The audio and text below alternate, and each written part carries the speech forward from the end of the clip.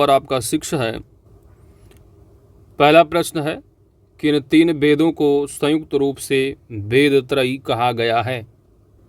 वेद त्रयी।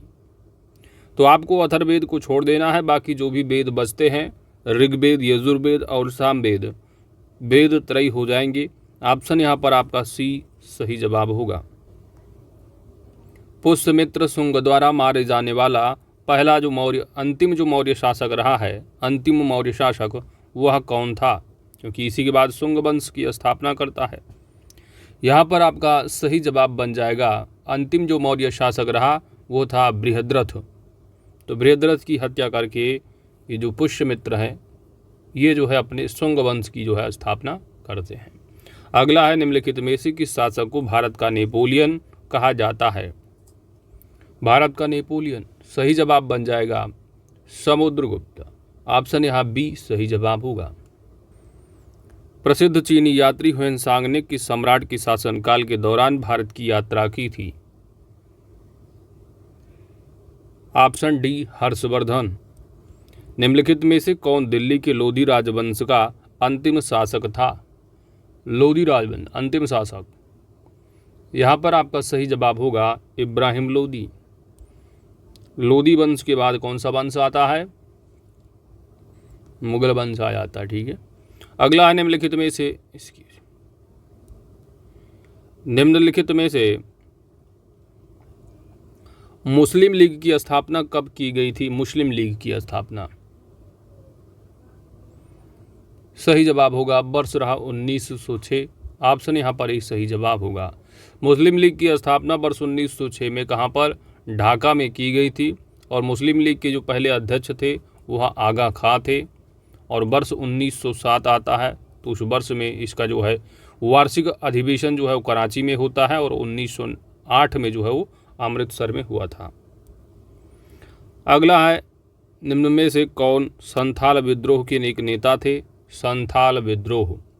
तो संथाल जो विद्रोह है, कभी कभी ईयर भी पूछता है, ये फेवरेट क्वेश्चन होता है आयु का। तो 1855-56 में संथाल विद्रोह हुआ था। और इस विद्रोह के जो नेता रहे हैं वह रहे हैं सिद्धू और कान्हू। तो यहाँ पर आपका सही जवाब बन जाएगा, उसमें से एक हो जाएंगे, यानी सिद्धू। ऑप्शन यहाँ बी सही जवाब है। निम्न में से स्वतंत्रता आंदोलन में भाग लेने वाले पश्चिम बंगाल की क्रांतिकारी की पहचान करनी है। स्वतंत्रता आंदोलन में भाग लेने वाले क्रांतिकारी पश्चिम बंगाल के कौन रहे हैं? यहाँ पर आपका सही जवाब होगा खुदीराम बोस। ऑप्शन डी सही जवाब है। खुदीराम बोस का जन्म बंगाल के मिदनापुर जिले के हबीबपुर गांव में हुआ था। मुजफ्फरपुर बम कांड में इन्हों की जो है वो फांसी की सजा सुनाई गई थी। बरदौली किसान सत्याग्रह का नेतृत्व किसने किया था? बरदौली सत्याग्रह। तो बरदौली सत्याग्रह भारतीय स्वतंत्रता संग्राम के दौरान वर्ष 1928 में गुजरात में हुआ था। कहाँ पर? गुजरात में बरदौली सत्याग्रह। यह एक प्रमुख किसान आंदोलन था जिसका नेतृत्व सरदार वल्लभ भाई पटेल ने किया था। तो ऑप्शन यहाँ पर आपका ही सही जवाब होगा। इस आंदोलन की सफलता के बाद बरदौली की महिलाओं ने पटेल को जो है वो सरदार की उपाधि से नवाजा था। अगला है, किस नेता ने हमें CR फार्मूला दिया है? CR formula. तो जुलाई 1944 ईस्वी में सी राजगोपालाचारी ने गांधी जी की स्वीकृति से कांग्रेस और मुस्लिम लीग के समझौते की योजना प्रस्तुत की थी, जिसे CR फार्मूला कहा जाता है। तो यहाँ पर सही जवाब बन जाएगा, ऑप्शन यहाँ सी सही जवाब होगा, सी राजगोपालाचारी। नॉर्वे की राजधानी क्या है? नॉर्वे की राजधानी है ओस्लो। ऑप्शन यहाँ डी सही जवाब है। 12 नंबर है कि 82 डिग्री 30 मिनट पूर्व देशांतर भारत के लिए क्यों महत्वपूर्ण है? क्योंकि यह भारतीय मानक समय का निर्धारण करता है। ऑप्शन यहाँ पर बी सही जवाब होगा। तो आप जैसा कि जानते हैं, भारतीय जो मानक समय है वह ग्रीन बीच माध्य से 5.5 घंटा क्या है? आगे है। और ये 82.5 डिग्री जो पूर्वी देशांतर उत्तर प्रदेश की जो प्रयागराज नैनी से होकर गुजरता है। अगला है आपका 2011 की जनगणना के अनुसार भारत की साक्षरता दर कितनी है? भारत की साक्षरता दर है 73%। ऑप्शन यहाँ ए सही जवाब है। हीराकुंड बांध किस राज्य में लोकेटेड है? तो हीराकुंड बांध जो है ये किस नदी पर बनाया गया है, तो ये भी इम्पॉर्टेंट हो जाता है। तो यह महानदी पर बनाया गया है और इसका जो लोकेशन होगा किस राज्य में, तो महानदी पर बनाई गई बहुउद्देशीय परियोजना हीराकुंड बांध परियोजना है और यह लोकेटेड होगा उड़ीसा राज्य। निम्नलिखित में से कौन सा राज्य नेपाल के साथ अपनी सीमा साझा नहीं करता है? तो नेपाल के साथ जो सीमा साझा करने वाले हैं, सबसे पहले आप देखो तो उत्तराखंड है, उसके बाद यूपी करता है, बिहार भी है और पश्चिम बंगाल भी आया हुआ है टच करते। इसके बाद आपका जो बैठा ऊपर है सिक्किम। तो टोटल 5 हैं। इसमें से कौन सा नहीं होगा? तो यह असम जो दिख रहा आपको, ऑप्शन डी यहाँ सही जवाब हो जाएगा। आगे बढ़ते हैं दोस्तों। अगला प्रश्न है कि भारत के संविधान में किस संशोधन के अंतर्गत वस्तु एवं सेवा कर लगाया गया था? तो जीएसटी का जो संविधान संशोधन रहा है वह कौन सा है? तो 101वां संविधान संशोधन है। और बिल अगर पूछा जाता कौन सा बिल संशोधन रहा, 122वां रहा है। संविधान संशोधन पूछा गया तो आप बताओगे 101। और लागू कब हुआ है भारत में?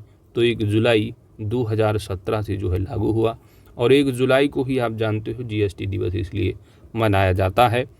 1 रुपये के नोट पर किसके हस्ताक्षर होते हैं? तो 1 रुपये का जो नोट होता है उस पर जो जारी किया जाता है जानते हो फाइनेंस मिनिस्ट्री के द्वारा, और जो वहाँ का होगा हेड यानी सचिव, भारतीय वित्त सचिव के जो है वो सिग्नेचर होते हैं। 1 रुपये हो नोट और सिक्के, बाकी चिल्लर वगैरह जो भी हैं सब, ठीक है। इसके बाद जो बचते हैं वो आरबीआई के सिग्नेचर होते हैं और आरबीआई के द्वारा ही जारी किए जाते हैं नोट। प्रथम वित्त आयोग की अध्यक्ष कौन थे? प्रथम वित्त आयोग की अध्यक्ष, तो यहाँ पर आपका सही जवाब बन जाएगा जो प्रथम वित्त आयोग के अध्यक्ष रहे हैं वो नियोगी जी रहे हैं, केसी नियोगी। ऑप्शन यहाँ पर आपका बी सही जवाब होगा।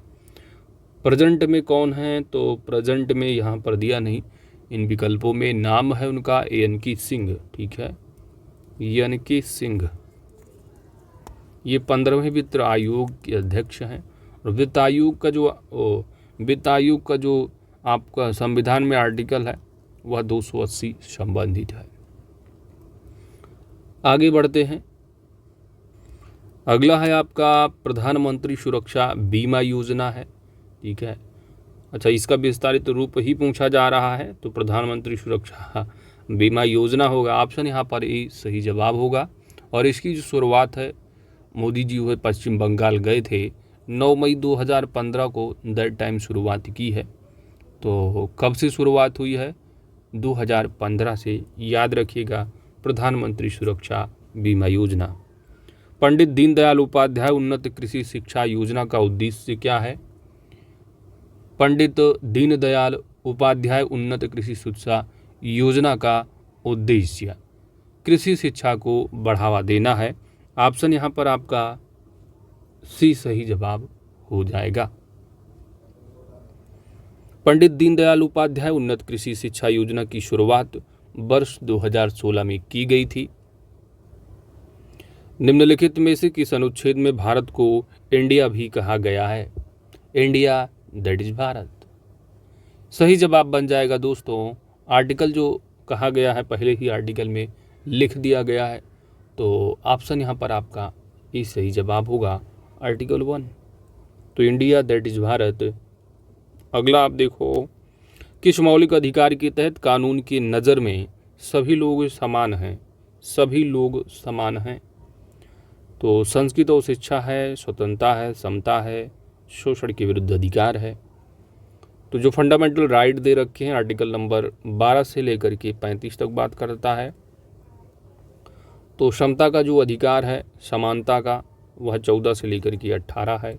19 में आपकी जो दे रखे हैं वो आपके स्वतंत्रता के अधिकार हैं, जो 6 बातें कही गई। इसके बाद आप यहाँ संस्कृत और शिक्षा संबंधी अधिकार की जो बात की गई, अब शिक्षा का जो अधिकार है बेसिकली आर्टिकल 21 के तहत ए है, 21A के तहत है। संस्कृत कल्चरल की बात की जाए तो 19 तक ये है। और यहाँ पर बेसिकली पूछा क्या है, समानता का अधिकार, तो ऑप्शन यहाँ सी सही जवाब होगा। ठीक है, चलो आगे बढ़ते हैं। निम्नलिखित में से कौन भारत की पूर्व राष्ट्रपति है? भारत के पूर्व राष्ट्रपति राजीव गांधी तो राष्ट्रपति कभी नहीं रहे, इंदिरा गांधी भी नहीं रही हैं, और लाल बहादुर शास्त्री भी कभी राष्ट्रपति नहीं रहे हैं। तो ये पहले उप प्रधानमंत्री रहे हैं लाल बहादुर शास्त्री जी। और यहाँ पर राजेंद्र प्रसाद जो कि पहले भारत के राष्ट्रपति रहे हैं, तो यही पूर्व होंगे। ऑप्शन यहाँ सी सही जवाब है। लोकसभा स्थगित करने का जो अधिकार है वह किसे है, स्थगित करने का? तो लोकसभा स्थगित करने का जो अधिकार दिया गया है वह आर्टिकल नंबर 85(2) के तहत जो है वो राष्ट्रपति के पास है। तो राष्ट्रपति समय समय पर लोकसभा हो या राज्यसभा को जो है वो स्थगित यानी सत्रावसान और लोकसभा का विघटन कर सकता है, लेकिन राज्यसभा का विघटन आप जानते हो कभी नहीं होता। तो राष्ट्रपति ऑप्शन यहाँ डी सही जवाब होगा। निम्नलिखित में से किस राज्य ने सबसे पहले पंचायती राज अपनाया था? पंचायती राज अपनाया था, तो आप जानते हो पंचायती राज जो व्यवस्था सबसे पहले अपनाई गई थी, जवाहरलाल नेहरू पहुंचे थे वहाँ।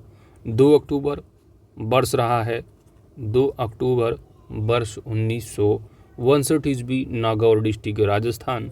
ऑप्शन यहाँ बी सही जवाब है। अगला है कि चलिए अगला प्रश्न है आपका 26 नंबर, और यहाँ पर पूछा गया है कि कौन सा दर्पण है जो कि कारों की हेडलाइट में प्रयोग किया जाता है। तो कारों की हेडलाइट, मोटर गाड़ियाँ जो भी हैं, इन सब में आप देखेंगे सर्च लाइट, जैसे कि किसी चीज़ को जो पुलिस लोगों के पास होती है बड़े बड़े हेडलाइट, तो सर्च लाइट हो गया।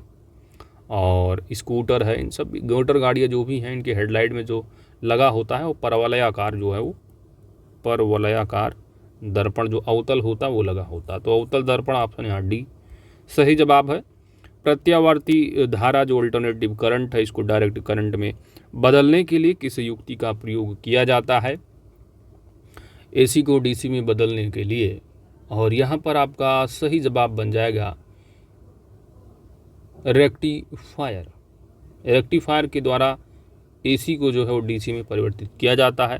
ऑप्शन यहाँ सी सही जवाब है। ठोस कार्बन डाइऑक्साइड को क्या कहते हैं? ठोस कार्बन डाइऑक्साइड को, तो ठोस जो कार्बन डाइऑक्साइड है वह सूखी बर्फ यानी ड्राई आइस के नाम से आप जानोगे।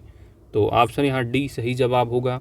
शरीर में किसकी गंभीर कमी के कारण जो है वो क्वाशियोर रोग होता है? तो प्रोटीन की यदि कमी हो जाती है शरीर में तो क्वाशियोर रोग होता है, और इस रोग से जो है सर्वाधिक जो प्रभावित होते हैं वो खासकर बच्चे होते हैं, और इसके कारण जो है वो बच्चों में जो है वो यानी बच्चे जो होते हैं वो कुपोषण का शिकार हो जाते हैं। तो ऑप्शन यहाँ पर आपका डी सही जवाब होगा। निम्नलिखित में से कौन सा मांसाहारी पादप है? मांसाहारी पादप, यहाँ पर सही जवाब होगा। यहाँ पर जो मांसाहारी पादप है वो वीनस फ्लाई ट्रैप होता है। ऑप्शन यहाँ पर ई सही जवाब होगा। वीनस फ्लाई ट्रैप एक मांसाहारी पौधा है जो छोटे छोटे कीटों या पतंगों का भक्षण करके नाइट्रोजन की कमी की पूर्ति करते हैं। तो आप यूट्यूब पर जो है देखिएगा वीनस फ्लाई ट्रैप, तो उसमें जो छोटे छोटे होते हैं इसमें देखिएगा उसके जो पत्ते को थ्रू जो कीट पतंग खा लेते हैं उनको, ठीक है। तो देखिएगा आप वीनस फ्लाई ट्रैप टाइप कीजिएगा, आएगा। अगला प्रश्न आपका मैथ का है दोस्तों, और 6/50 दिया है, और अंडर रूट यहाँ पर जो है प्रश्नवाचक यानी यहाँ पर क्या होगा अपान 200 दिया है। कुछ नहीं, इजी है, सॉल्व कर लो आप, अंडर रूट लगा लो क्वेश्चन में आकी जगह, और 6 × 200 कर लो, डिवाइड बाई 50, तो 5 दूनी 10, 5 चौक 20, 40 आएगा, और 50 है तो यानी कि ये 4 आ जाएगा, 5 चौक 20, ठीक है। तो 5 चौक 20 और 6 चौक कितना हो गया 24, तो यहाँ पर क्वेश्चन मार्क की जगह 24 आ रहा है। अगर इसको आप हटा दोगे इससे अंडर रूट इधर का, तो इसका मतलब कि आप दोनों तरफ अगर वर्ग कर दो तो ये हट जाएगा अपने आप। 24 × 24 576 आंसर होगा, क्वेश्चन मार्क की जगह। ठीक है, तो 576 यानी ऑप्शन बी आपका सही जवाब है। अगला प्रश्न बन रहा कि कोई व्यक्ति है अपनी आय का 25% बचत करता है। अगर उसकी आय में 20% की वृद्धि हो जाती है और उसकी बचत समान रहती है तो उसके व्यय में कितने परसेंट की वृद्धि हुई। अब इसको देखो, यहाँ पर एक व्यक्ति है तो अपनी आय का मान लीजिए वो 100 रुपये पहले कमाता था। 100 रुपये अगर कमा रहा है तो इसमें बचा कितना रहा है बचत का। बचत जो कर रहा है दोस्त वह कर रहा है 25% यानी 25 रुपया बचा रहा है। और खर्च कितना करेगा, 75 रुपये खर्च कर देगा। यदि उसकी आय में 20% की क्या है वृद्धि हो जा रही, पहले 100 रुपये कमाता था, अब 20% की वृद्धि यानी 120 रुपया हो गया। अब 120 रुपये में क्या बोला जा रहा है कि 120 रुपये हो जाती जब, और उसकी जो बचत है वो समान रहती है। बचत उसका 25 ही रुपये रहता है। तो बचत जब 25 रुपये तो खर्च कितना किया होगा, 95 खर्च किया होगा। तो उसके व्यय में कितने परसेंट की वृद्धि हुई है। पहले 75 रुपये खर्च करता था, 95 रुपये खर्च कर रहा था। वृद्धि कैसे निकालोगे परसेंटेज, तो 95 - 75 करो, डिवाइड बाई आप 75 के सापेक्ष में निकालना है कि 75 से कितना परसेंट वृद्धि, इंटू 100 कर दो। तो 95 - 75 20 बटे 75 गुणे 100। ठीक है, तो ये आ जाएगा आपका 75 यानी माफ़ कीजिएगा, ये हो जाएगा आपका एग्जैक्टली 20 बटे 75 करो गुणे 100। अब 25 × 3 = 75, 25 × 4 = 100, 20 × 4 = 80। या आप ऐसे कर लो, 3 × 1 = 3 आ गया, एक बचेगा, पॉइंट लगाओगे 3 दशमलव, फिर आ गया 3 × 3 = 9, 3 × 3 = 9, 3 × 3 = 9, इस तरह आएगा। तो ये हो गया 1.33 × 20 करोगे तो ये आ गया क्या आपका 20 गुणे 1.33। अब कर लो,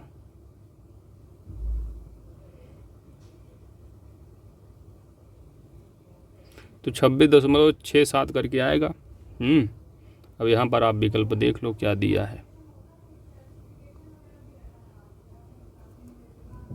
तो आपका कितना आ रहा है 26.6 या 6.7 करके। ठीक है, ऐसे।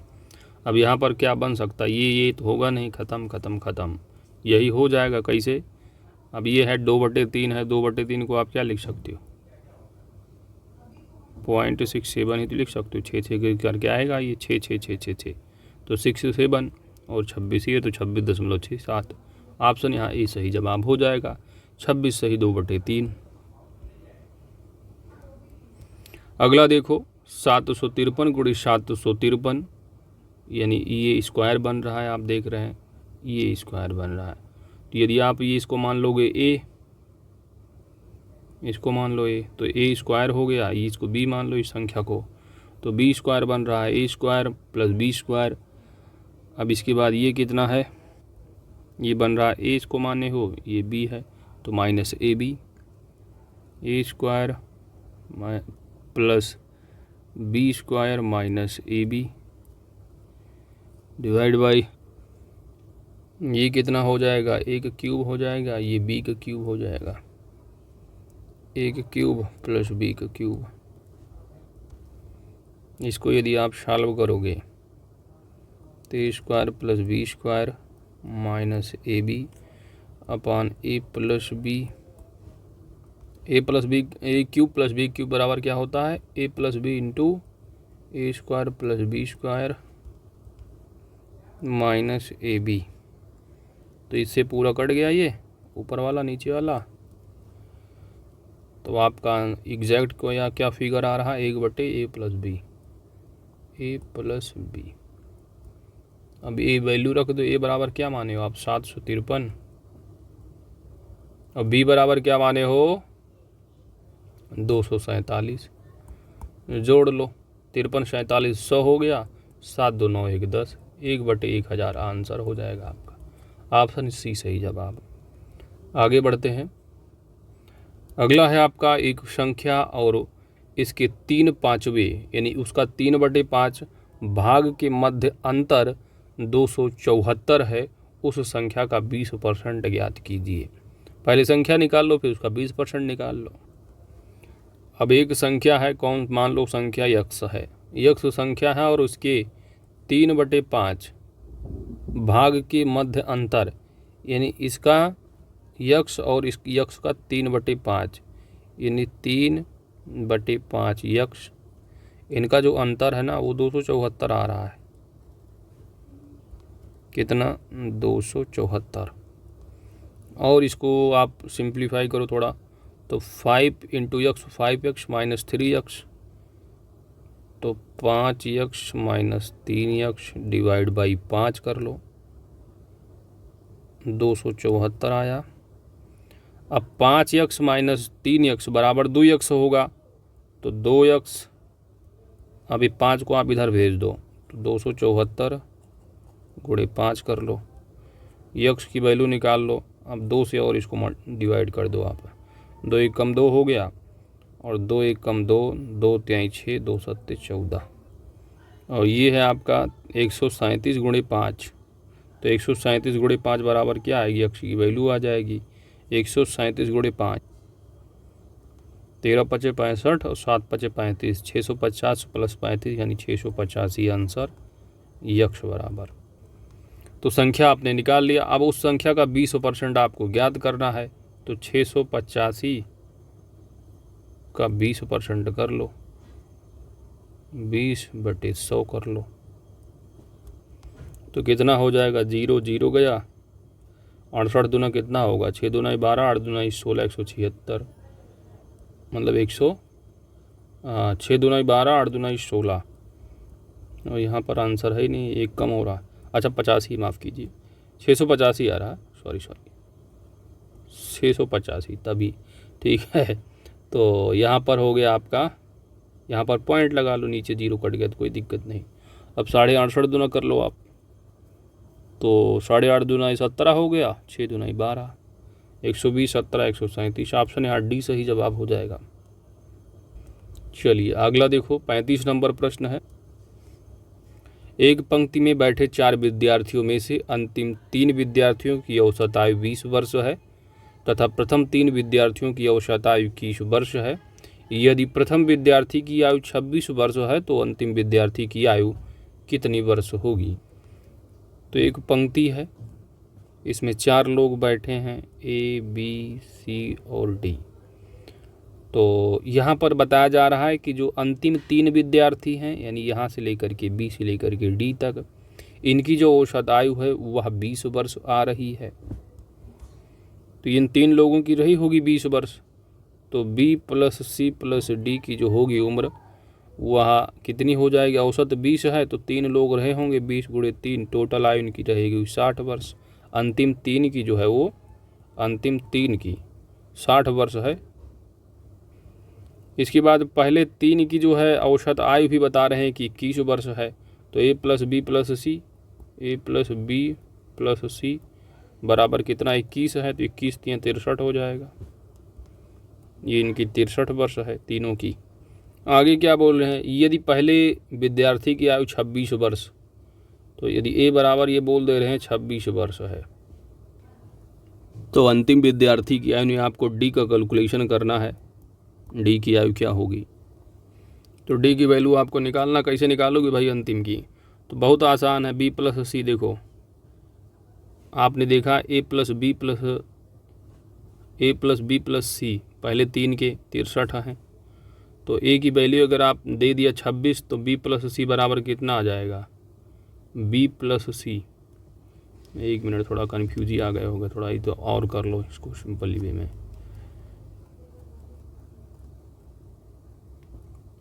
चलो शुरू से देख लो फिर से।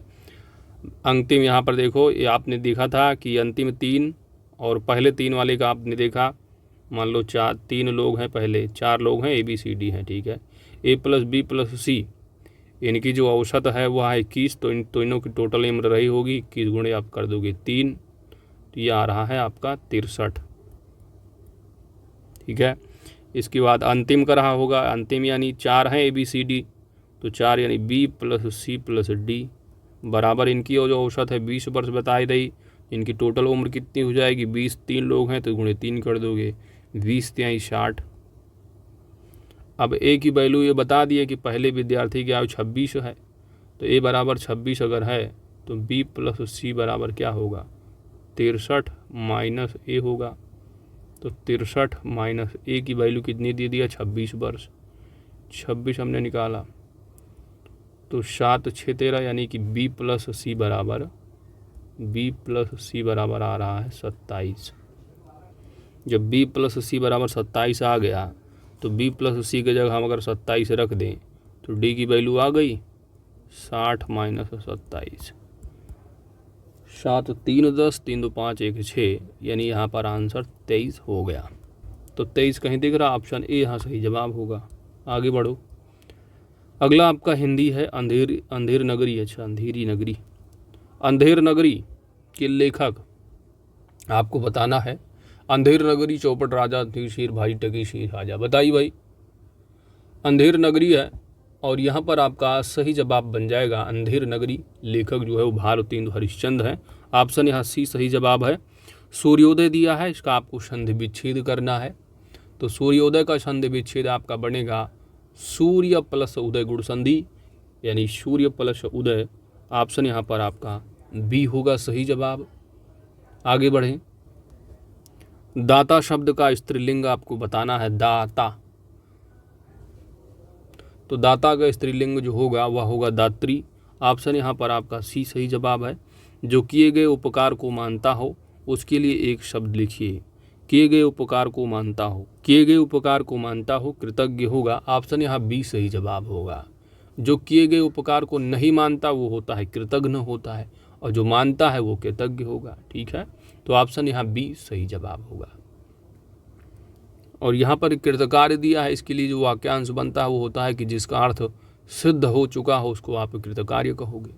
और जो कुछ नहीं जानता हो, जो कुछ नहीं जानता उसे आप अज्ञ कहते हो।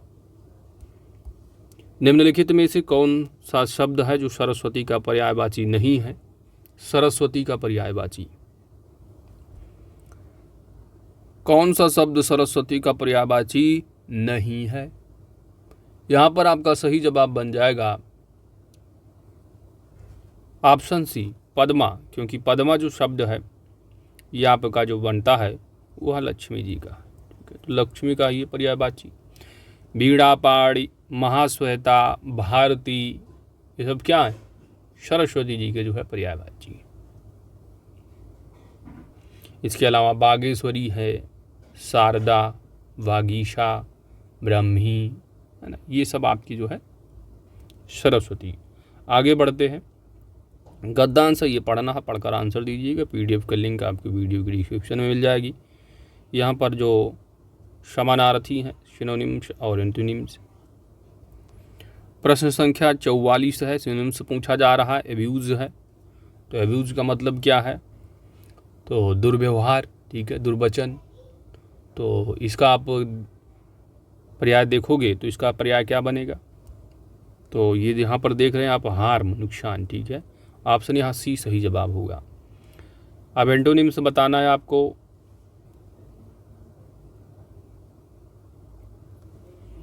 तो सेंश्योर बताना है आपको। तो इसका अर्थ होता है दोष लगाना, निंदा करना, आक्षेप, है ना, कलंक, निंदा।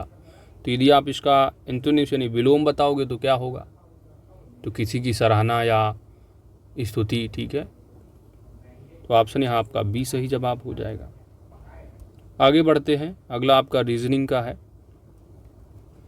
पहला दिया है हिंदी है, देवनागरी है। तो हिंदी देवनागरी लिपि है, अंग्रेजी कौन सा होगा, तो अंग्रेजी की जो लिपि है आप जानते हो लैटिन है, लैटिन के अंतर्गत आएगी। आपसे यहाँ डी सही जवाब है।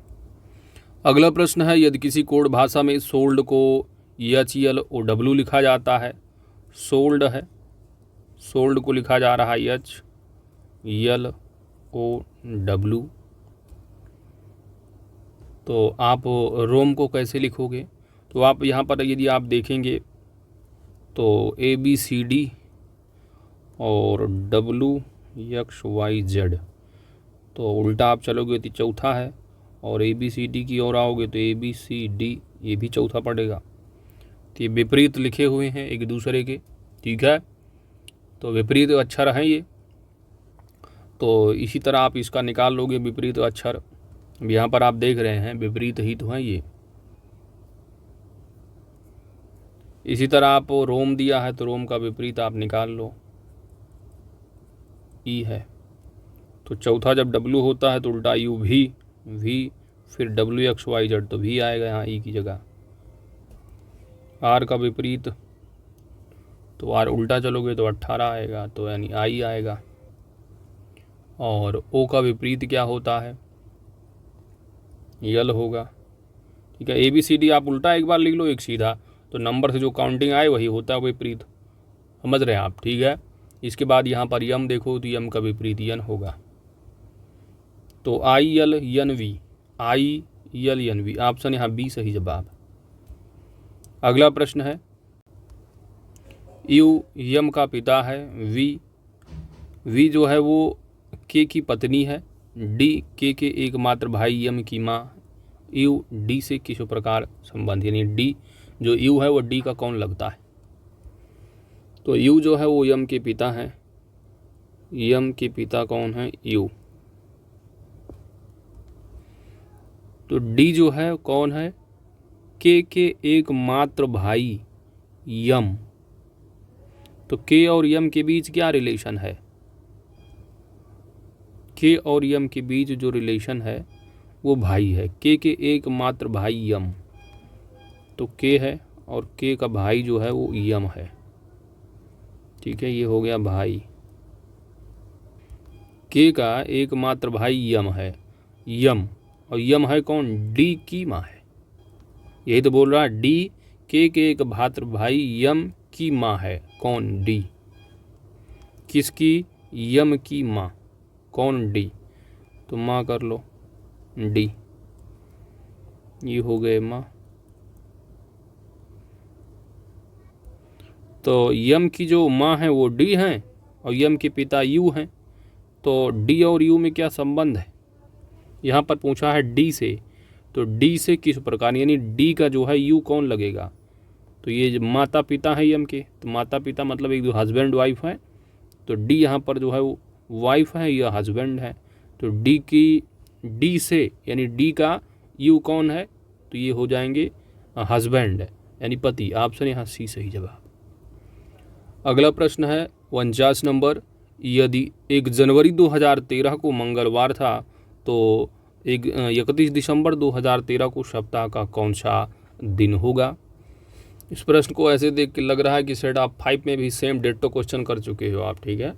तो जब भी आप लीप ईयर वाला वर्ष यहाँ पर आप देख रहे हैं, लीप ईयर वाला जो वर्ष नहीं है, तो जब लीप ईयर का वर्ष नहीं होता है तो साल का जो पहला दिन होता है वही साल का अंतिम दिन होता है। तो यहाँ पर साल का पहला दिन मंगलवार है, तो 31 दिसंबर को वही दिन होगा मंगलवार, ऑप्शन सी। 4 शब्द दिए गए हैं जिनमें से 3 जो है किसी न किसी तरह समान है और एक असमान है। उस असमान शब्द का आपको चयन करना है। क्रेडिट कार्ड है, डेबिट कार्ड है, बैंक कार्ड है। ये तो बात हजम हो रही, लेकिन मेमोरी कार्ड कंप्यूटर संबंध, ऑप्शन यहाँ पर आपका बी सही जवाब होगा, ठीक है। क्योंकि credit card, debit card, bank card ये आप जानते हो ट्रांजैक्शन में यूज़ करोगे आप, लेन देन में, जबकि जो मेमोरी कार्ड है आप किसी डाटा को एकत्रित करने के लिए करोगे। तो मेमोरी कार्ड तीनों से भिन्न हो गया। अगला है, अप्रैल 2022 में नई दिल्ली में आयोजित अमृत समागम सम्मेलन के दौरान किस पोर्टल का शुभारंभ किया गया है?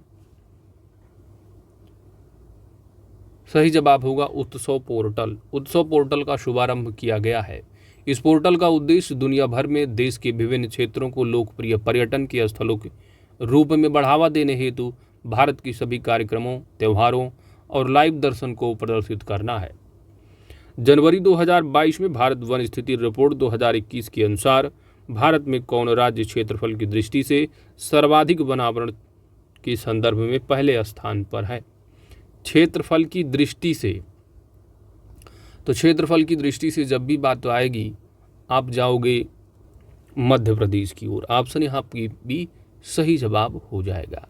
मध्य प्रदेश पहले स्थान पर है, दूसरे पर अरुणाचल प्रदेश, तीसरे पर छत्तीसगढ़ आ जाता है।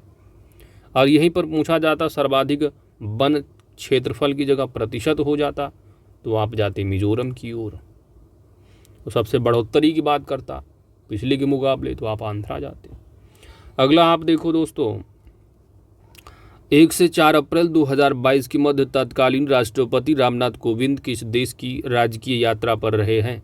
1 से 4 अप्रैल 2022 की मध्य रामनाथ को राष्ट्रपति तत्कालीन, अब तो वर्तमान में द्रौपदी मुर्मू जी आ गई हैं, तो तुर्कमेनिस्तान की यात्रा पर रहे हैं। ऑप्शन यहाँ डी सही जवाब हो जाएगा।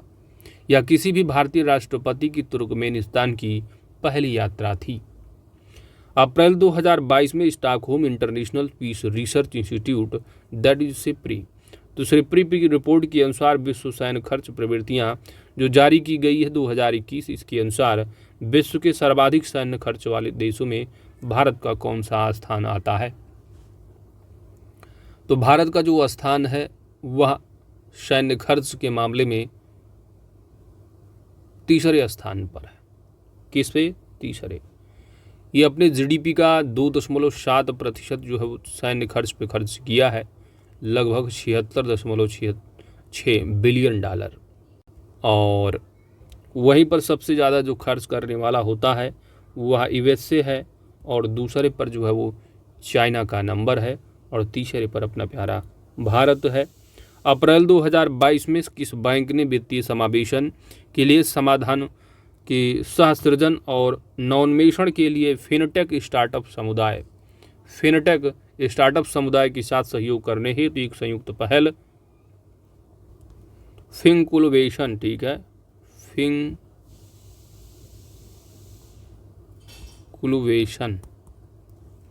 फिंकुलवेशन लॉन्च किया है। यहाँ पर आपका सही जवाब हो जाएगा IPPB, ठीक है, इंडियन पोस्ट पेमेंट बैंक है। ऑप्शन यहाँ ए सही जवाब होगा। फरवरी 2022 में भारतीय अंतरिक्ष अनुसंधान संगठन दैट इज इसरो ने ध्रुवीय उपग्रह प्रक्षेपण PSLV C-52 के माध्यम से किस उपग्रह का जो है वो सफल प्रक्षेपण किया है? PSLV C-52 इम्पॉर्टेंट है, PSLV C-52 याद रखिएगा। और इसके तहत जो है उपग्रह EOS-4 को जो है वो प्रक्षेपित किया गया है 14 फरवरी 2022 को। ऑप्शन यहाँ पर आपका सी सही जवाब है। फरवरी 2022 में प्रसिद्ध पार्श्व गायिका लता मंगेशकर का निधन हो गया। उन्हें किस वर्ष भारत रत्न से सम्मानित किया गया था? भारत रत्न। तो भारत रत्न से वर्ष 2011 में जो है इनको सम्मानित किया जा चुका है, माफ़ कीजिए 2001 में, ठीक है, 2001 में इनको जो है वो सम्मानित किया जा चुका है। ऑप्शन यहाँ पर आपका डी सही जवाब होगा। इसके अलावा यदि पद्म भूषण की बात करोगे तो पद्म भूषण इनको 1999 में मिला है, ठीक है। तो 2001 में इनको मिला क्या? भारत रत्न। 1999 में इनको मिला है पद्म विभूषण। भूषण से पहले इनको जो है विभूषण से पहले इनको भूषण भी मिला था, पद्म भूषण, ठीक है। तो पद्म जो भूषण मिला है वो पहले मिला था यानी 1969 में, पद्म विभूषण 1999। और इसके अलावा इनको एक दादा साहब फाल्के पुरस्कार भी दिया गया है। दादा साहब फाल्के पुरस्कार इनको मिला है 1989 में। तो याद रखिएगा। आगे बढ़ते हैं। अप्रैल 2022 में कहाँ पहली बार राष्ट्रीय राजधानी के बाहर राष्ट्रीय बाघ संरक्षण प्राधिकरण ENTCA की बैठक आयोजित हुई है? ENTCA तो नेशनल टाइगर कंजर्वेशन जो अथॉरिटी है, इसकी बैठक जो रही है वह 20वीं बैठक जो है अरुणाचल प्रदेश में जो स्थित है पक्के टाइगर रिजर्व, वहाँ पर जो है आयोजित रहा है। ऑप्शन यहाँ पर आपका सी सही जवाब हो जाएगा, ठीक है। बाकी ये जो दिए हैं राजा कार्बेट UK में है, उत्तराखंड, पेंच MP में है, तो ये पक्के अरुणाचल। ऑप्शन यहाँ सी। आगे देखो आप दोस्तों, फरवरी 2022 में केंद्र सरकार द्वारा राष्ट्रीय शिक्षा नीति 2020 और 21-22 की बजट घोषणाओं के अनुरूप वयस्क शिक्षा के लिए शुरू की गई नई योजना नव भारत साक्षरता कार्यक्रम की अवधि क्या है? इसकी अवधि है वर्ष 2022 से लेकर के 2027 तक। ऑप्शन यहाँ पर आपका सी यानी डी सही जवाब है, 22 से 27। फरवरी मार्च 2022 की मध्य 5वीं संयुक्त राष्ट्र पर्यावरण सभा 2022 का आयोजन कहाँ पर किया गया है? इसका आयोजन जो है वो नैरोबी केन्या में किया गया है। ऑप्शन यहाँ पर आपका बी सही जवाब हो जाएगा। डेनमार्क कहाँ की राजधानी है? तो डेनमार्क आपका कोपेनहेगन होगा।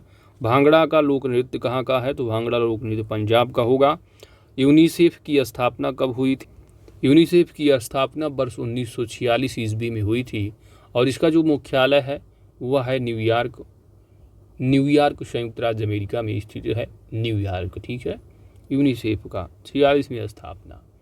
आगे देखो 64 नंबर है कि निम्नलिखित में से कौन भारत का सर्वोच्च नागरिक पुरस्कार है? सर्वोच्च नागरिक पुरस्कार भारत का जो होता है वह भारत रत्न होता है। ऑप्शन यहाँ ए सही जवाब होगा। और रूमी दरवाज़ा कहाँ पर लोकेटेड है? रूमी दरवाज़ा लोकेटेड जो है वो लखनऊ उत्तर प्रदेश में है। ऑप्शन यहाँ बी सही जवाब होगा। इसका जो निर्माण है नवाब आसफ उद्दौला की शासनकाल में हुआ था, नवाब आसफ उद्दौला। ऑप्शन यहाँ बी सही जवाब। अगला प्रश्न है कि रामनाथ गोयनका पुरस्कार किस क्षेत्र में योगदान के लिए प्रदान किया जाता है? कौन सा पुरस्कार रामनाथ गोयनका पुरस्कार किस क्षेत्र में योगदान के लिए प्रदान किया जाता है? रामनाथ गोयनका, तो रामनाथ गोयनका पुरस्कार जो है पत्रकारिता क्षेत्र में योगदान के लिए प्रदान किया जाता है। ऑप्शन बी होगा।